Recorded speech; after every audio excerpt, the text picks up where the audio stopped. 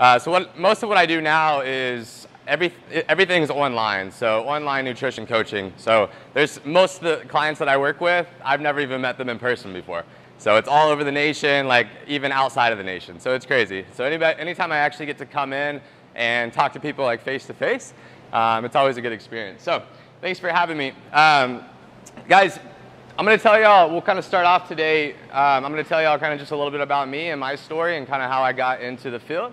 And then from there, kind of the goal of today is teach y'all practical nutrition application, okay? So y'all have heard every last diet under the sun, I'm sure, right? There's keto and intermittent fasting and paleo, and basically it's information overload out there, right? You don't know what to trust, you don't know who to trust, you don't know what diet or what program to follow. And so that's basically what I'm going to try to help y'all decipher through today and kind of filter out the BS in the nutrition industry, basically, and find something that actually works for y'all long term and that's actually sustainable for y'all's lifestyle. So a little bit about me, my story. So I started off, basically, I've been playing sports like my whole entire life. I went and played college football, came back from college football, got into CrossFit. I was at Strong Fitness and Performance Center there in Dallas for 5 years. The last year that I was there, I built a nutrition program for Strong, and then very recently I just left and started my own company where we're going all online with nutrition coaching. So I've been in the field. I started off like as a personal trainer 8 years ago. I was working at that 24-hour fitness in Castle Hills.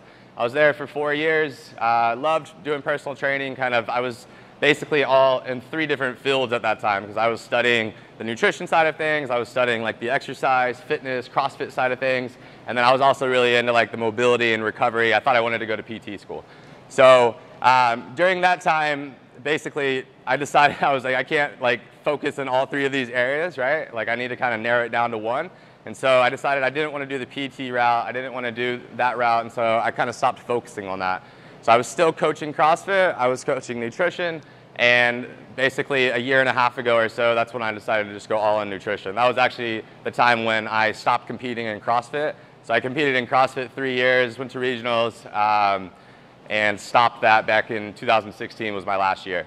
And so basically ever since then, it's just been all in on nutrition, working with everybody from people that have like super complex cases, whether it be like hormonal issues or food sensitivities or adrenal fatigue or all that complex stuff, to just your everyday people trying to lose body fat or get better in the gym or whatever it may be, just longevity. And then elite athletes as well, like Logan Collins and some of these regional athletes that will be competing next weekend as well. So that's kind of my story and kind of how I got into everything here over the last 8 years. Next, basically what I want to dive into is kind of like what the state of nutrition is right now, right? So in terms of like Q&A, that's what I want to kind of save for the end here. But what diets, I just want to kind of hear from the crowd, like what diets have y'all heard lately, or what diets are y'all following now? You can just kind of blurb them out. Keto, yes. RP, so RP is the templates. What else? Whole30, yeah. Intermittent fasting, yeah. Anything else? Anybody else trying anything else? No? That's it? Cool. So basically, like, the way that I look at all these diets, right, is it's like there's no one size fits all, right? There's no like perfect diet for everybody.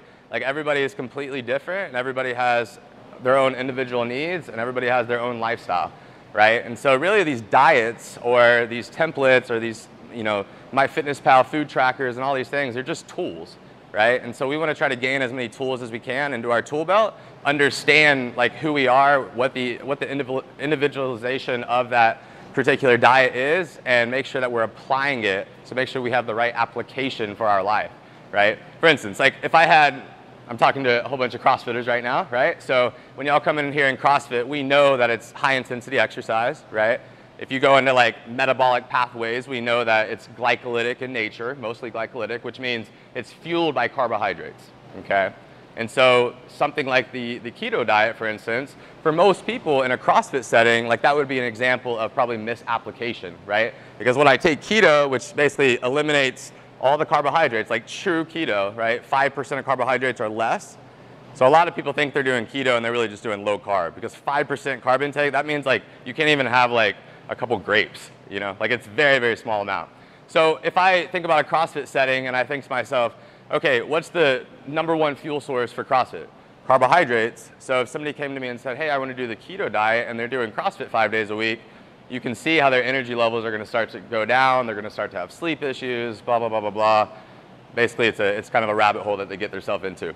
So with the state of nutrition right now, guys, like that's what it is. It's just information overload. Like all of this information, all of this science, the $60,000 that I spent to get my nutrition degree from Texas Women's University over here, like all that stuff is on the internet, everywhere, right? The information is out there everywhere. The magic is in the application of that information, right? If you think about all these nutrition programs, you think about all these nutrition coaches, like people aren't really hiring that program or that diet or whatever that is. They're hiring that coach, right? And so that's kind of where the difference maker starts to happen. And that's what I saw in the field, and that's what I really wanted to direct. So for instance, like if I hand you a template or a meal plan and I'm just like, good luck, like you're probably not going to be successful in that unless you've had a lot of experience in nutrition before, okay?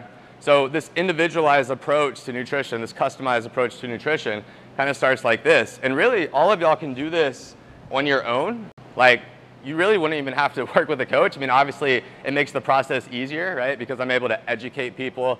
You get accountability, right? You get motivation, all of those things. But this is essentially kind of the process. So first we start with a self-assessment, okay? And so what that self-assessment is we need to start off and look at like, one, what's your diet history, okay? Are you somebody that has been like coming from something where you were like doing super, super low calorie, like maybe you were in the physique world before, or maybe you've just tried a whole bunch of different fad diets and they've just basically eliminated like your hunger response. You know, you go all day without eating. There's females that come to me that like lost their menstrual cycle after, you know, eating so low calorie.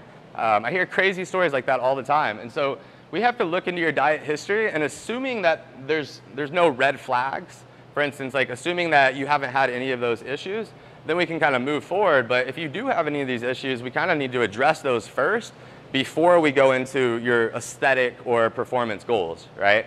Because if you have red flags, like let's say for instance, like from a biofeedback perspective, which is, it's going to be kind of your biomarkers, like how much sleep are you getting on average per night? Do you have any issues like going to sleep? Do you have any issues like waking up throughout the night?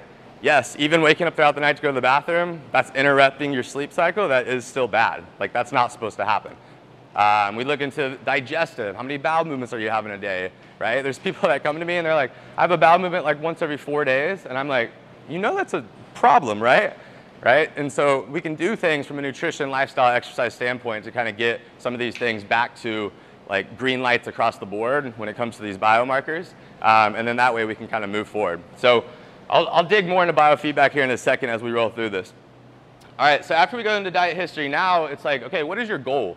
And I try to basically break goals into 3 categories, okay? So aesthetics, right? Changing your body composition, losing body fat, putting on muscle, like that would be aesthetics. Then you have just general health and longevity, right? And then you have performance-based, okay? And so you have to kind of decide at this point in your life, like, or for CrossFitters, a lot of the times, like the open is kind of like y'all's, you know, your peak, right? And so if you think about your whole entire year, okay, now you can kind of start to think to yourself, okay, when's the best time for me to lose body fat? When's the best time for me to focus on my performance and my recovery, right? Y'all are just coming off the open, so I hope performance and recovery was the main priority, not trying to lose body fat during that time. If you were, you know, working out in here doing 5-6 days a week of CrossFit, right? Because if I'm in a calorie deficit, which is how I lose body fat, okay, regardless of what diet you're trying to do, if I'm in that calorie deficit, that's not fostering an environment of recovery, right? If you're in a calorie deficit, your body's not going to be able to recover as well as if you're at a maintenance level calorie or even in a surplus of calories. Does that make sense? So, for instance, you can think to yourself, hey, I just finished the open, okay? This time right here would maybe be a great time for you to kind of let your body recover, like for a month or so after the open, and then pursue those aesthetic goals, right? If you have body fat that you're trying to lose, if you have weight that you're trying to use, like these 3 months right now, like after the open, 3-4 months after the open, this would be a great time to address that, get the body fat off, and then be able to kind of start shifting back into your performance goals, which I'll love, you know, in here. I just saw you all working out, like, y'all are getting after it, right? So you got to make sure that you're fueling that and that you're recovering from that.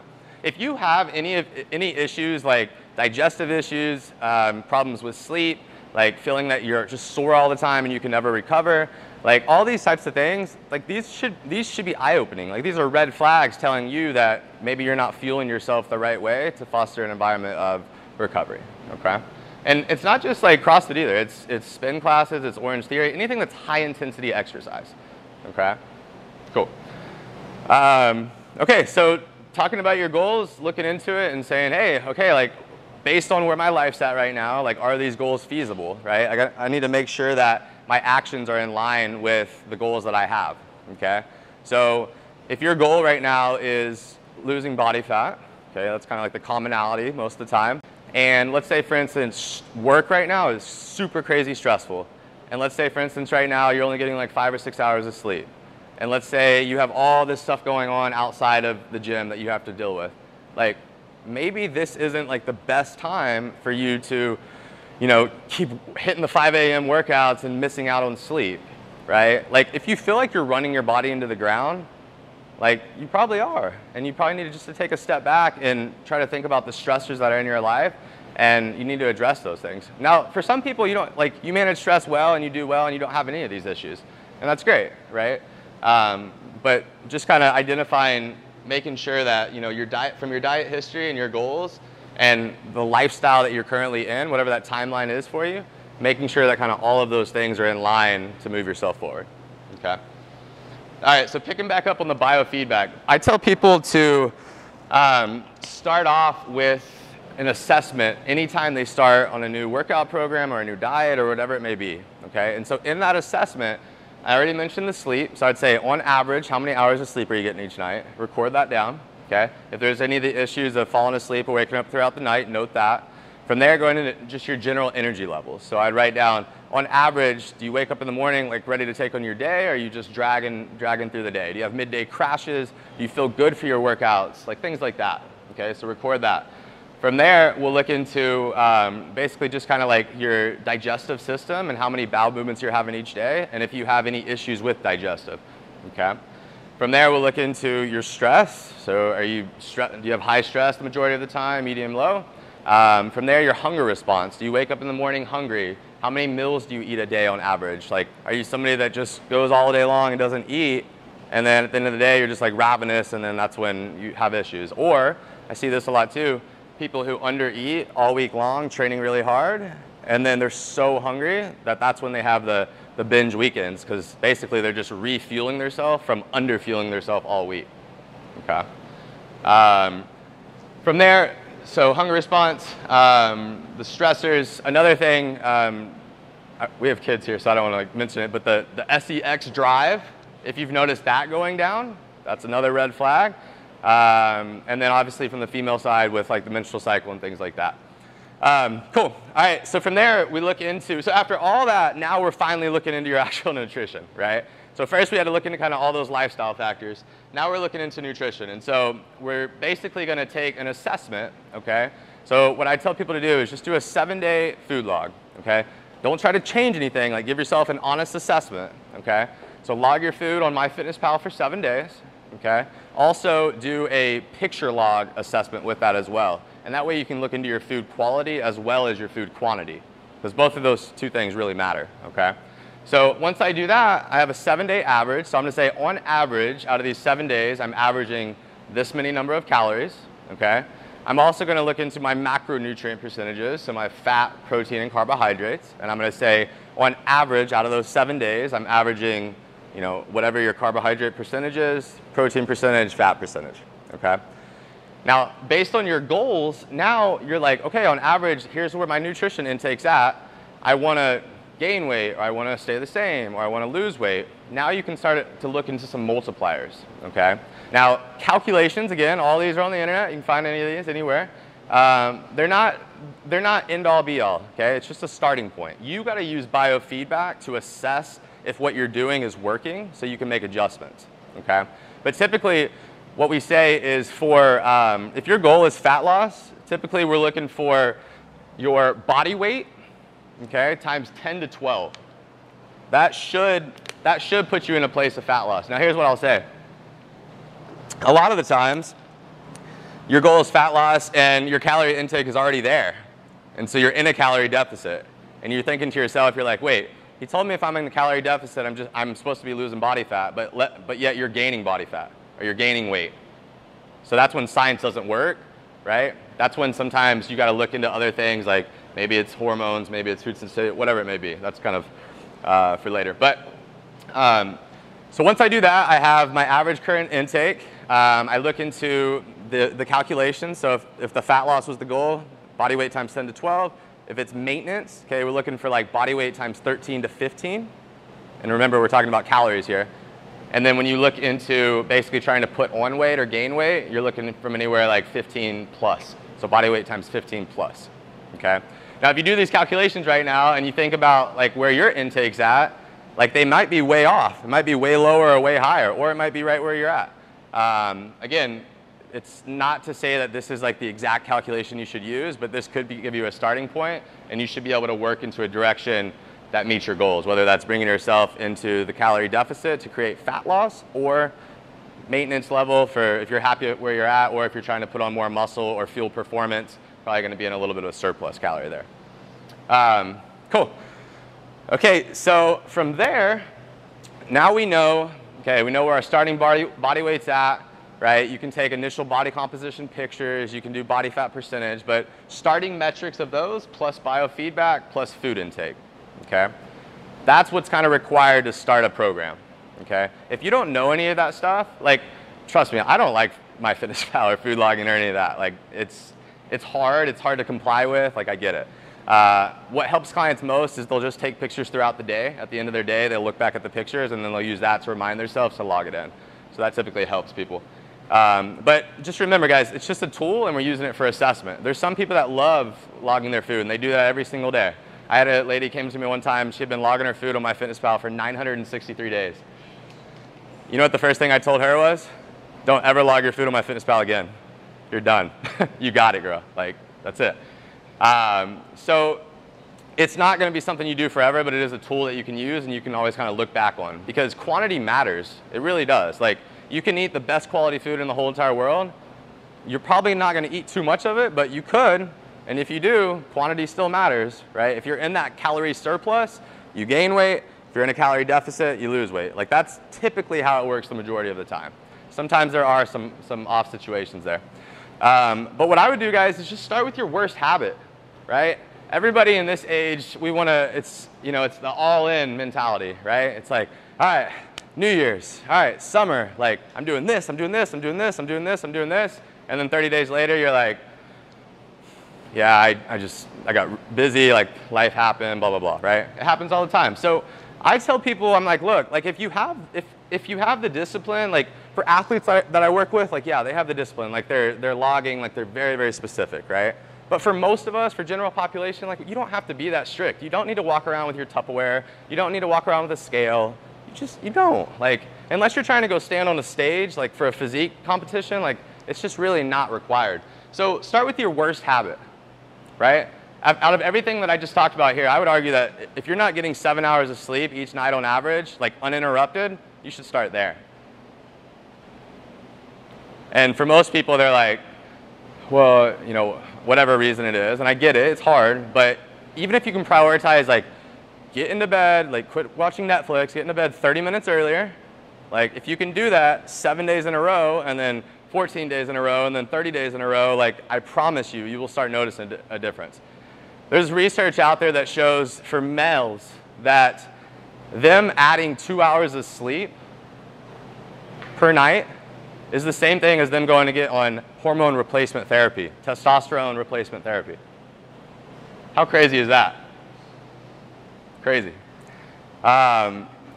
So that would be first. From there, I would look into the nutrition, right? So I would say, okay, is quality my issue, right? Are you eating, like, fast food all the time, blah, blah, blah, blah? Or is quantity the issue in terms of, man, I feel like I'm eating really healthy food, but I'm just not getting the results that I want, but you're not tracking your food. So you might need to take a look, like, quantity, quality, both of those things right there. Like, if we go with the crowd of, like, if it fits your macros that kind of do it like that, and the ones that go to the extreme and completely remove quality, like, yes, you can get shredded doing that. But I promise you, when I catch you in 20, 30 years, your health is going to be, okay? Now, on the other end of things, there's the people that like, you know, whatever program, and like all they look into is food quality, and they completely ignore food quantity. You'll have issues with that too. Both of these things matter, okay? They both matter. So with the worst habit there, sleep. If you're somebody that drinks alcohol all the time, that could be something, right? Like, I actually look into the number of occurrences, like the number of days per week, more so than what actually happens in that one day. So for the people that are like, oh, I just go home and have a glass of wine with my husband every night, just one, 7 days a week, I'm like, that's a problem. Like, alcohol metabolism, once you start to understand what happens through that process, you'll understand why every single time you consume alcohol, even if it's just one drink, alcohol metabolism takes place. I don't want to go super deep into it, but you don't want to do that. So I would say, look, like, keep your alcohol for when it's a social setting. Like, you don't ever want to be that person that's like, oh, I'm not drinking, right? Like leave the social settings for the time that you want to drink alcohol. I promise you that if you don't drink by yourself or with your husband or wife or significant other or whatever, you know, and you save it for the Friday night with all of us in the community or Saturday night, like, you'll feel good about that. You'll get to enjoy yourself in that setting, and you're not going to be stressed out about, like, you know, not being able to drink or whatever it may be. Once or twice a week is not going to inhibit you from reaching your goals, okay? If you're trying to go to the CrossFit games, or if you're trying to go stand on the stage for like a bikini competition, yes, it will inhibit your goals. But if you're here, general population, 1 or twice a week, like, you'll be fine. The other thing I look into is digestive's a huge thing. Like, anybody that I work with that's not having a bowel movement every single day consistently, like 1 to 3 bowel movements is considered a healthy GI. The first thing I look into is their vegetable and fruit intake. If they're not consuming any vegetables or fruits, or they're just eating like really bad quality food all the time, those are the ones that are like really like stopped up, okay? I do this thing with people where anytime that one of those extreme cases comes to me, I'll give them a challenge to eat 800 grams a day of vegetables and fruits. And I'm not joking, in 1 week, I'll see people going from once every 3 to 4 days to once a day in 7 days. Like, that's just as powerful as some pill that your doctor's gonna give you. The difference is obviously a much healthier, sustainable approach, right? So,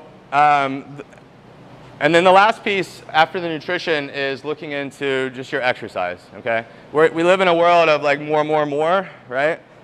All of the doctors out there these days, and I'm not saying doctors are bad, there's plenty of doctors I love, but there's a lot of people that are pushing kind of like more. You need to work out more, you need to eat less. You need to work out more, you need to eat less. For some people, that's absolutely true. For other people, that's the worst thing that they can ever possibly do. All right, again, it goes back to the biofeedback. If you're having these red flags, there's something going on. They need to be addressed, okay? Cool. Any questions so far? Come up, and that way we'll have some questions for Q&A. Anything so far? Good? Okay. All right, so then from there, we've done the assessment, right? So now we strategize, we game plan. Where should we start?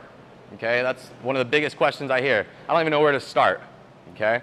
So dependent upon where that worst habit is, we start there, okay? If you can identify that worst habit and do that consistently for 2 weeks and comply every single day for 2 weeks, you're ready for your next habit change, okay? If you can't do the one thing for 2 weeks, don't add another thing, and definitely don't start with 30 things, because I promise you, I can't even start with 30 things. No nutrition coach or nutritionist, dietitian is going to be able to start with that many things and comply.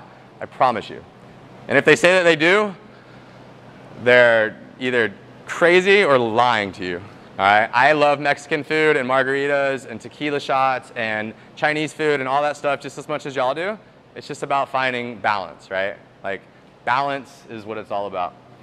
So once we self-assess, we look into the game plan, start with that worst habit, okay? We also need to figure out from a metric standpoint where our quantity should be at. So I kind of touched on that from a calorie perspective. So for those of you taking notes, so it's body weight times 10 to 12 for fat loss, body weight times 13 to 15 for maintenance, and body weight times 15 plus for trying to put on weight, trying to gain weight, gain muscle, that type of thing, okay? Now, what about the macro side of things? We always start with protein intake, okay? So we look into that as we say, okay, typically, for most people, we're looking at body weight, okay, times 1. So 1 gram of protein per pound of body weight. Now here's where this doesn't apply. If you're somebody that has a lot of body fat to lose, if somebody came to me and they weighed 300 pounds, I would not start them off at 300 grams of protein.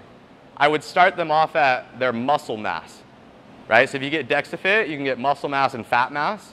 So we would just go off the muscle mass number. Does that make sense?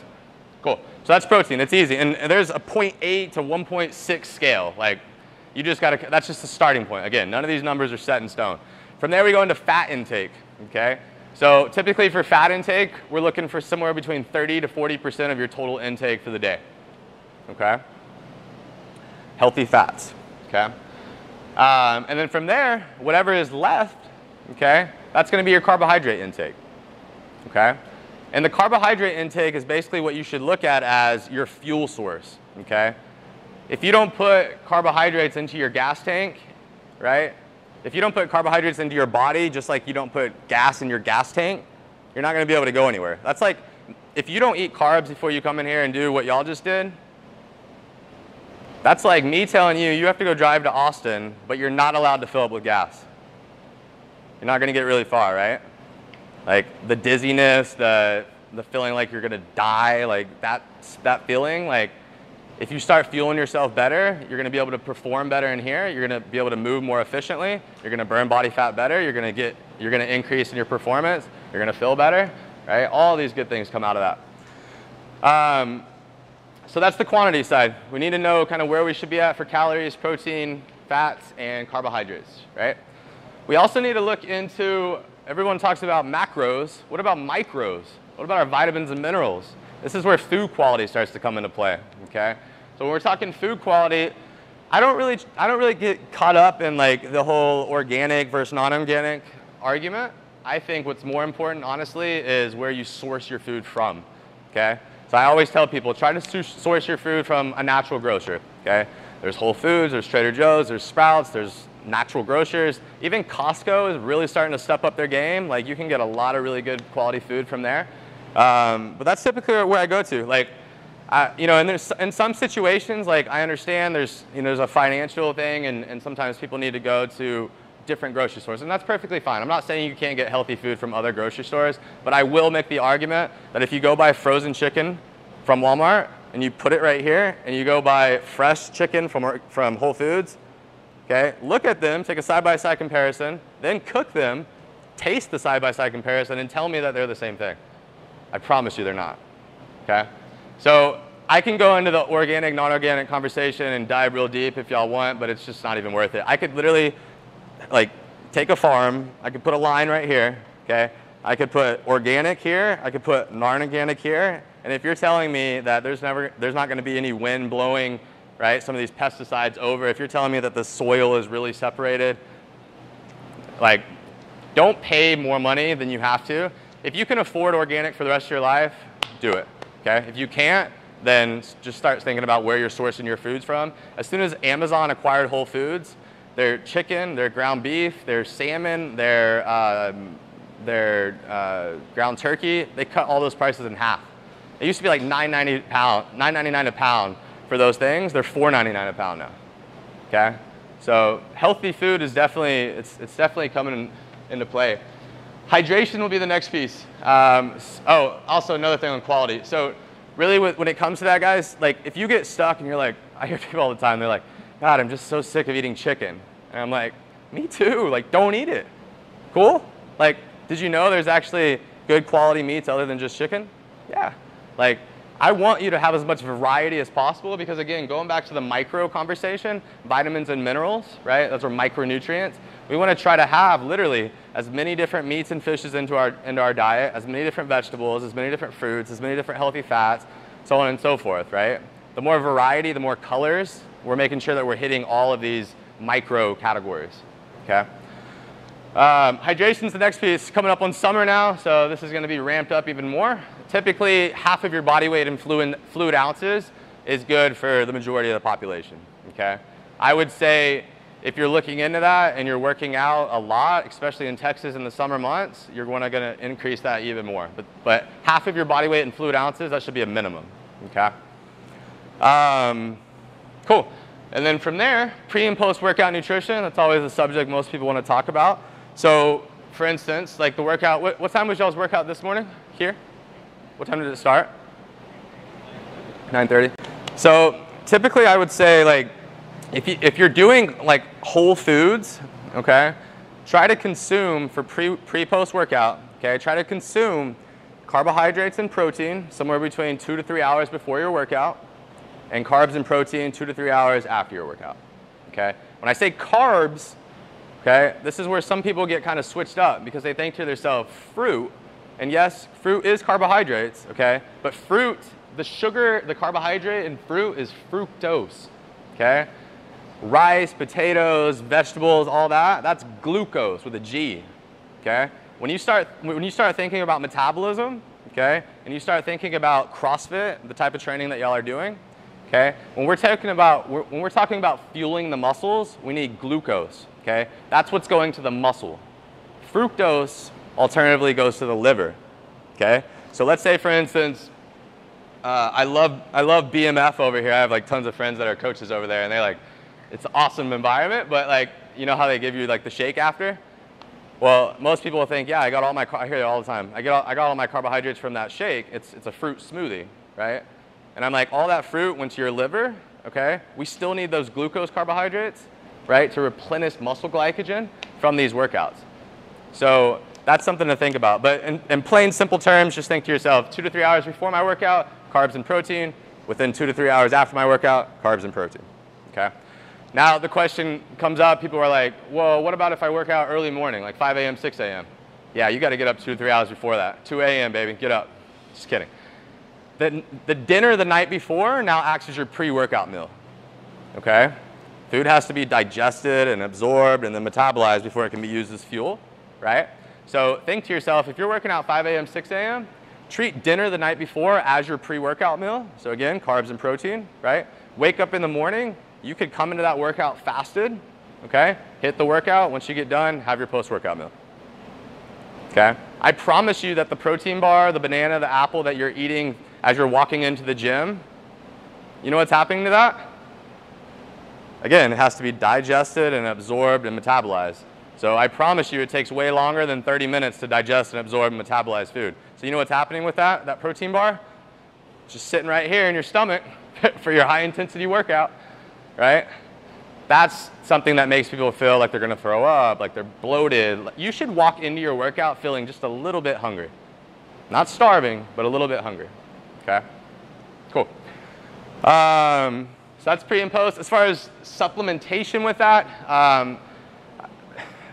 supplements, guys, are kind of like the nutrition industry, right? Like, you don't know who to trust. There's so many different products out there. There's so many different brands. Again, not all protein powders are created equal, right? So I just look at it as this. If you don't have all those other things dialed in, okay, and you're not some like competitive athlete or, again, somebody trying to like go stand on the stage, like those extremes, I would really, really, really focus in on food first, okay? And then if you feel that you need a supplement with something, like let's say for instance you got testing done, you had some type of deficiency, absolutely, we need to address that, okay? And yes, there's tons of supplements out there, there's herbal supplements, there's a lot of things that work really, really well, but again, I kind of just think it's the fluff out here for most people, and you really need to establish a good foundation first, and once you have that, then we can kind of start going down the conversation of supplementation and stuff like that. Cool, alcohol. Everybody's favorite conversation. Guys, the way I look at alcohol is this, is all of y'all are adults. I'm not gonna sit here and babysit you and tell you not to drink alcohol. I can promise you that alcohol is not doing anything for your body composition or aesthetic goals or your performance goals, okay? Now, does that mean you can never drink alcohol? Absolutely not. Like what we talked about before, like be social, like if you wanna go and have drinks with friends, you know, once or twice a week, I think that's perfectly healthy. Okay? Again, we're talking about sustainability when it comes to nutrition, okay? Not super, super strict. I know we can go no alcohol for 30 days, but I also know what happens after those 30 days, okay? Let's go for like 60, 90, maybe a whole year. What if before you entered into something, you're like, you know what? I'm gonna give this full effort for a year. I know I'm gonna slip up, I know I'm going to have bad days, maybe even bad weeks, but for a whole year, I'm going to go all in on myself. Like, if you had that mindset going into things, like, that's when you really start to move the needle. That's when the game really starts to change. That's when it's the last time that you ever have to follow some diet or hire some nutrition coach or whatever it may be. Okay? Cool. So that's alcohol. Going into like the actual drinks and things, like, you know, yes, of course, if you can try to, you know, stay away from like the really high sugary drinks, like the Mambo Taxis from Mi Casina, like, yes, those have like 700 calories in them or whatever. You know, things like that. Like, but again, I wouldn't really worry about it so much. I would just try to think more about like, keep it to 1 or 2 occurrences, have a couple drinks. Don't, you know, don't self-sabotage yourself. That's all it is. Okay, but be okay with being able to enjoy yourself. I promise you, one healthy meal never made somebody get in shape, and one unhealthy meal never made somebody get fat, right? One day of drinking never, like a week of vacation, I promise you, does not inhibit your results. Sure, I've came back 10 pounds heavier after Mexico, but in like 5 days it was gone, because again, what do you think happened in Mexico? Tequila shots and like margaritas, right? So that's why. And a lot of the people that weigh themselves on the scale every single day and let that dictate their life, right? Their self-love, how they look at themselves, how they look at life, like that's when you start to have problems. You have to have a healthy relationship with food, and you got to have a healthy relationship with your body. Cool. And then the last piece of kind of the game plan strategy is like prepping and planning, right? Like most of the time, if you plan, let's say for instance, it's Sunday and you look at your week, you say, hey, here's my schedule for the week. Okay, time block when you're going to pencil your workouts in, time block when you're going to prep for your week. Okay, do you need a meal prep on Sunday, or do you need a meal prep, you know, Sunday and Wednesday? Like what is that for you? You just kind of got to figure out like what your week looks like. If you're traveling, how many people you're cooking for. You know, there's a list of different things. But I think at the end of the day, if you can simply just look at your week and create a plan, you're going to set yourself up for success rather than just going into it blindly and, you know, probably falling off, right? Cool. And then kind of what I've been touching on throughout, the sustainability piece, obviously establishing a healthy relationship with food and your body, the mindset of the process, guys, and this is where like the coaching part comes into play. Like I'm a huge believer in coaches having coaches.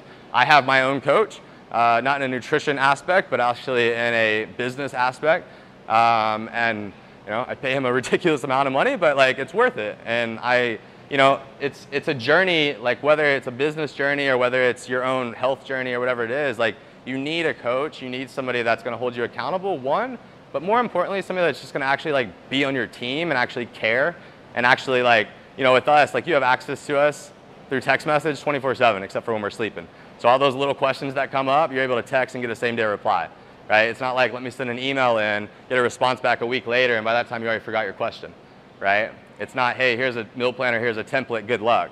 It's like, look, let's figure out, let's do a deep dive into what has got you to this point in your journey. Tell me where you want to get, and let me help you get there, right? And it's never, you did this bad, you like shunning. Like that is the worst strategy ever. And admittedly, 8 years ago, like when I first started off, I probably did that way too much, right? But you learn as a coach, and you learn what works for people, and you learn that people need like a teammate. They need somebody to be on their team and to help them through the process, and that's really what it's all about there. So speaking of the process, fall in love with the process, right? Don't try to over-ramp your whole entire life, okay? Start off with your worst habit, and then from there, you just got to start building, okay? Precision Nutrition, I'm sure y'all have heard of them. They're like the biggest nutrition coaching company in the world, and they make you sign a contract for a year. Well, they're also the most successful company in the world when it comes to nutrition coaching. Why do you think they make you sign a contract for a year? Because real sustainable results don't happen in 30 days. As bad as we want it to. I want the magic pill too. I'm waiting for it. But it's not there, guys. Like sustainable results take time, and you really have to fall in love with the process.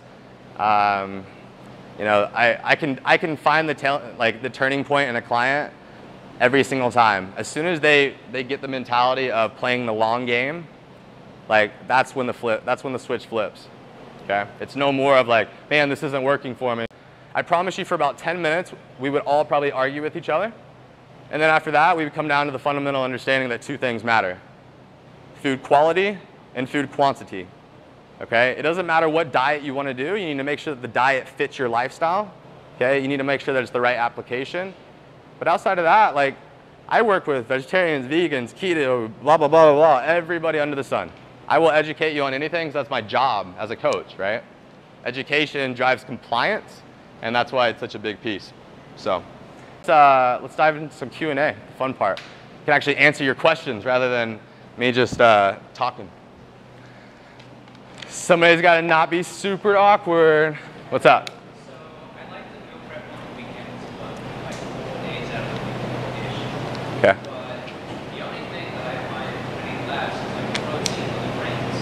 I can't find like vegetables that like last that long that I want to continue. Sure. Do you have like suggestions? I mean, not only for that reason, but I'm a big fan of like doing the 2-day meal prep, because what do you hear so much? Most people fall off Friday, Saturday, Sunday, right? So what happens if you prepped Monday, Tuesday, Wednesday on Sunday, and then you went to the grocery store Wednesday night and prepped for, or whatever day works best for you, and prepped for Friday, Saturday, Sunday? I promise you there's gonna be two things that happen. You're either gonna waste a whole bunch of food and you're gonna be really mad, and you're gonna Instagram message me and tell me how that was such a bad idea, or you're going to set yourself up for a really successful weekend, right?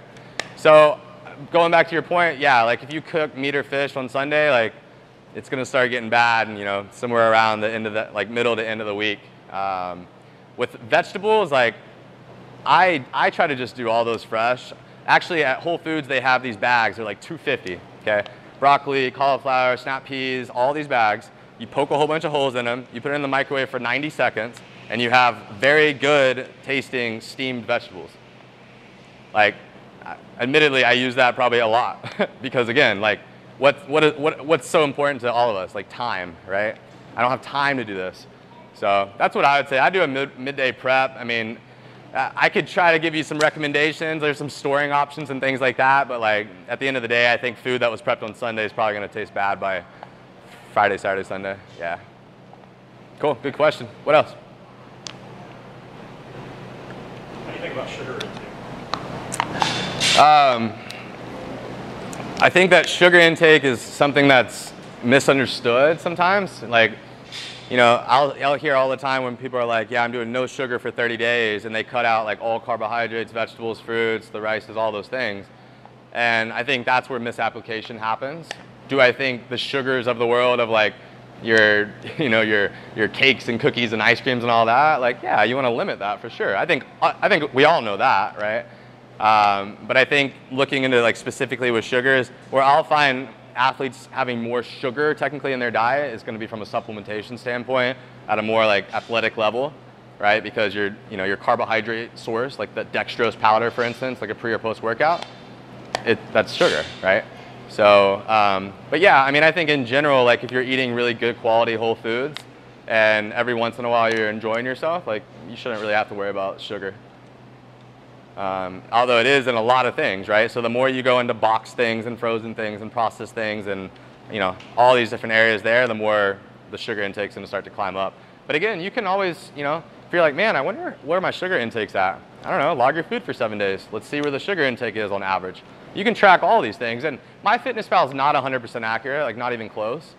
Just like all these Fitbits and all these things aren't 100% accurate.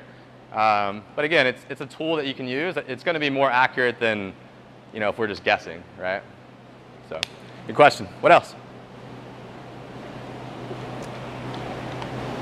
I know there's questions. My man coming in.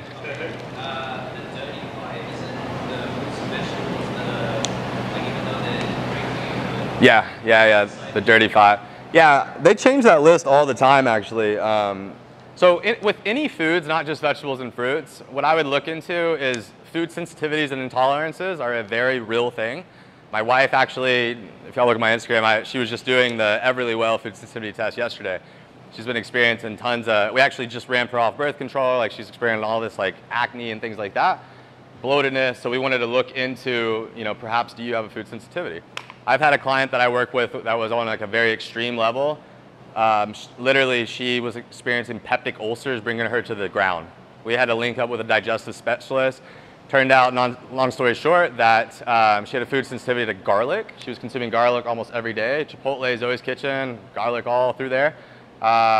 We cut that out. We did a 6-month elimination diet, which is one of the hardest things you'll ever do if you have to do that. And all symptoms went away. With that, there was also a 10-pound weight loss as well through the process, because she was so bloated and inflamed. You talk about the dirty five, so he's talking about like vegetables and fruits, that there's all these different lists that supposedly give people issues. They cause inflammation. It's the same thing with the glutens of the world. It's the same thing with dairies, you know, right? Like, you can't sit here and say, eliminate this completely, because not everybody is the same, right? Like, there's some people that have absolutely no problem with dairy. There's some people that have absolutely no problem with gluten, any of the dirty five, and all these things. But if you do consume something and you notice like an immediate reaction, right? There's people that will consume like queso and they have like a dairy issue and they know it every time. They're like, I'm gonna eat queso and like I'm gonna be like done for like 2 days. But if you know that it's gonna happen and you do it, like again, like it's like alcohol, it's your choice. But for some people, they don't know and they're like, oh my God, like what is going on? And that's when, if you don't know, if you can't figure it out, that's when a food sensitivity test would come into play. Like I said, Everlywell is a company. They do amazing. Literally, you order it, they send it to you. It's at home. They send it back. You get your results back in 5 days. It's super legit, and it's not just for food sensitivity. It's for all hormone testing. So, Everlywell, Everlywell. Yes, ma'am. Is there actual research that shows that gluten-free affects or can regulate hormonal? If you have a gluten intolerance, yeah. Yeah. But again, it just goes back to the inflammation, right? Because if you're consuming a food, right, and it's being digested and absorbed and going through your GI, and you have a sensitivity or intolerance to it, meaning you don't have like the digestive enzymes, right, to make the process go through, it'll cause inflammation. And inflammation is what causes these issues. So, but again, it's like here's another scary thing that I've seen. So somebody will go, and again, this isn't happening in 5 days. This is happening like in a year, 2 years, 3 years. But I'll have people that'll come to me and they're like, I did Whole30 for 3 years, strict. Not like weekends eating and all that. I'm talking strict. Or paleo, strict. Okay? And what happened to them is because they removed some of these food groups from their body. Okay?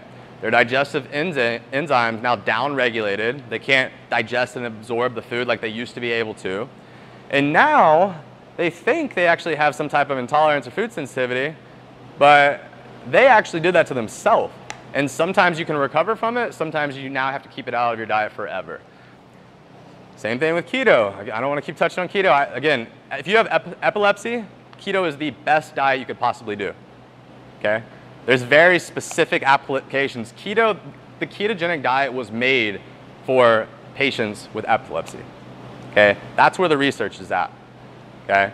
So you just have to think to yourself, if you do something and you do it strict and you do it for a really long time, there could possibly be repercussions. Okay? If you teach your body to get into ketosis and to start metabolizing fat as its energy source, and you do that for 3 years, you're not just going to be able to hop right back onto carbs. Like, these are the people that come to me like, I did keto strict, now I'm 30 pounds heavier. Oh, nobody held a gun to your head to do that, right? Again, it's understanding information and the right application. Cool, good question. What else? What else? Yes, ma'am.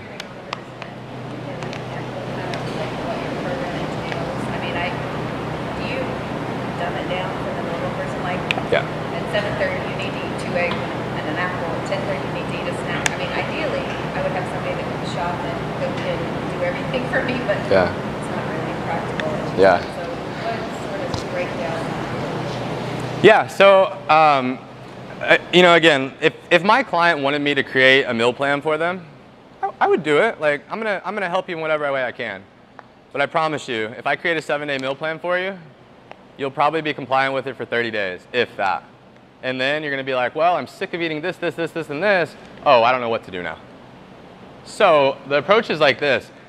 The second that I get on an initial consultation with a call, okay, we literally review over the whole entire history of the client. Okay, they talk to me like, what's your whole history, and what are you looking to do? Okay, From there, very simply, I'll build out what that route would look like. Okay, like what our first 1, 2, 3 steps are maybe. And then from there, I'll have them do a 7-day food log assessment. Okay, so that's on MyFitnessPal. I'll also have them do the picture assessment. So now I can look into their food quality. I can make sure what they're inputting into MyFitnessPal is accurate in terms of portion sizes. I can look into their timing throughout the day. I can look at how they structure their pre and post workouts, right? All those things. From there, we hop on another call. We basically will assess all of that. Okay, so based on your history, based on your goals, and based on where your current intake is at and current biofeedback is at, now we'll establish, okay, what's the first thing that we're going to focus on? So from there, we set up bi-weekly, a 30-minute bi-weekly consultation call. Okay, and so during that time period, you have what that first focus item is for you. Okay, and your only goal is to make that happen for the next 2 weeks.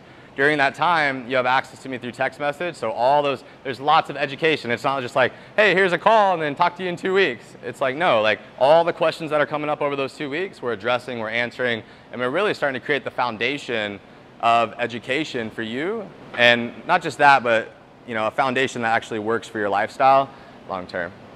So that's kind of when the real coaching starts. But yeah, that's kind of how the process works. And then from there, like after, it just depends on the client. Sometimes it's 3 months, 6 months, 9 months. They transfer into basically our graduation program. And so now they're going from the 30-minute biweekly phone call consultations now into email check-ins. So it's just at a little bit lower price point, so it's more sustainable, right? If you're paying phone call consult prices, if you're paying $200 a month, like doing that for a year, I understand is hard. So for most people, maybe it's 3 months there, and then they shift into the email, and it goes into that 125 email option. Cool. What other questions? So if someone comes to you and says, I want to do keto, you say, why do you want to do it? And it's fat loss, you say, maybe try something. Most of the time somebody comes to me with keto, the first question I would ask is, what type of training do you do? Because if I have somebody that comes to me that like doesn't exercise at all, weighs 300 pounds, keto could actually be a really great diet for them. Maybe not keto, maybe low carb, right? Me trying to take you to 5% carb intake is, the compliance rate of that is probably 1%. So that would be the first question is what type of training are you doing? Let's make sure that that diet works for your training, and also let's make sure that you don't have any red flags that came up in terms of biofeedback.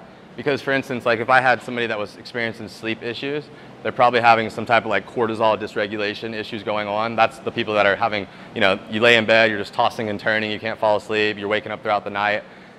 So for those people, like keto for them is just going to run them into the ground anymore. They need to foster a requirement of recovery. So. Do you use heart rate monitors at all for biofeedback? If the client has, like I have, so like the Whoop, have you ever heard of that? So I have clients that have that. Some people like they really like kind of nerd out in it and they get all these little gadgets, and the more data I have, the better.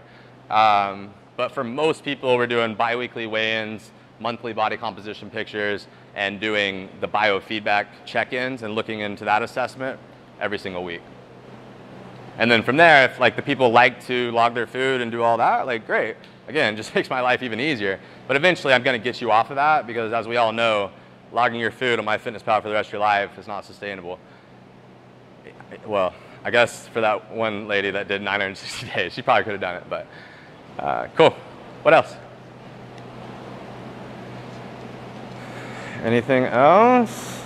Yes, ma'am? You usually recommend it, well, doing it any other day around, so it's like post-protein workout shake? Yeah. Right? It's like within 30 minutes to an hour, I think so it's like the workout. Would you recommend just replacing it with an actual meal like you talked about, just quality, like the protein, kind of like equal macros? Yeah, so either way, I would have both. Or like, let's say for instance, if you did want to supplement, after that, you would still follow it up with like a post-workout meal. So when you think about supplements, it all goes back to like digestion and absorption, right? So if I think to myself with a supplement, it's going to be in a powder, it's a liquid format. That's going to be digested and absorbed way faster than your Chipotle bowl, right? So that's when you can get, supplements can be great for that, like in terms of like a protein carbohydrate supplement. Let's say for instance, you're on the road or whatever and you're like, oh man, like I haven't ate. Well, 30, 45 minutes before that, you could have that shake, it'd be in a liquid format, and that should be perfectly fine leading you into the workout. But with it, it's going to be that, or it's going to be recovery. So from a recovery standpoint, if 15, 30 minutes after my workout I have a shake, well, again, liquid, it's getting right to those muscles really, really fast. So the recovery process is going to start faster. But even after that, I'm going to want to follow it up with real food. Okay? So I would say, like, if you were doing supplements, I would say like 15 to 30 minutes after your workout, do the shake. And really, in this setting, if you're CrossFitting like 5-6 days a week, it might not be a bad idea to actually add that carb supplement in there. Not just protein intake, but actually carbs as well. If you have weight to lose, if you're in here doing 3 days a week, something like that, I actually wouldn't even say that it's required. I would say focus on the nutrition. But yeah, for you, if you were supplementing 15 to 30 minutes after, protein carb shake, and then somewhere within 2 to 3 hours after your workout's over, have an actual post-workout meal with carbs and protein in it. I used to, but now I'm like probably 3 or 4 days before travel, so Yeah. there's always, do I actually need it?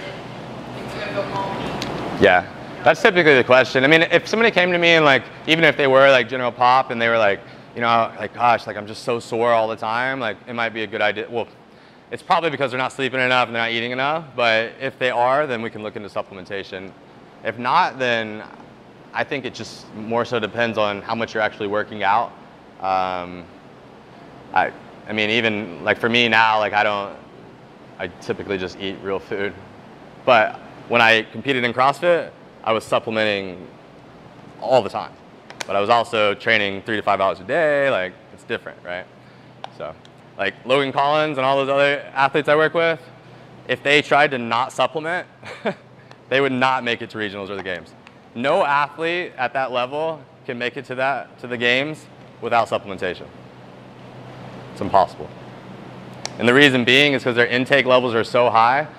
Like, these athletes at the CrossFit Games, guys, are taking in 700 grams a day in carbohydrates. Now, please tell me how you're going to do that through eating real food. That's when it ends up being about half of their food, maybe a little more whole foods, and the rest is coming from supplementation. It's crazy, right? Do we need that? No.